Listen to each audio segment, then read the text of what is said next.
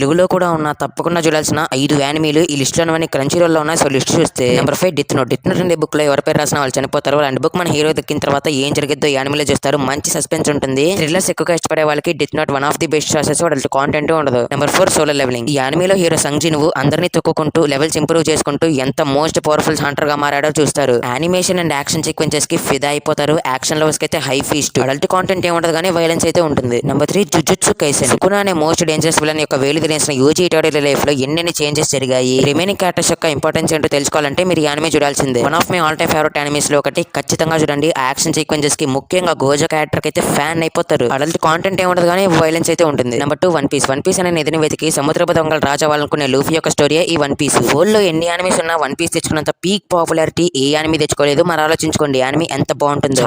చాలా మంచి సాటిస్ఫాక్షన్ ఇస్తుంది. ఈ యానిమేలో అడల్ట్ కాంటెంట్ ఉండదు. Number 1 attack on Titan. మీరు బిగినర్స్ అయితే ఏ ఓటీతో అసలు స్టార్ట్ చేయొద్దు. ఎందుకంటే ఏ ఓటీ అంత తొందరగా అర్థమయ్యే యానిమే కాదు. అందుకే చెప్తున్నాను. అలా చూసుకున్నా గానీ animation, action scenes, emotions, story telling, world building నా దృష్టిలో అయితే ఏ ఓటీ అన్ని ఆస్పెక్ట్స్ లో తోపే. అండ్ లేవే క్యారెక్టర్ కి అయితే ఫ్యాన్ అయిపోయా. అడల్ట్ కాంటెంట్ ఉండదు కానీ గోర్ ఉంటుంది. బట్ ఖచ్చితంగా చూడాల్సిన యానిమే.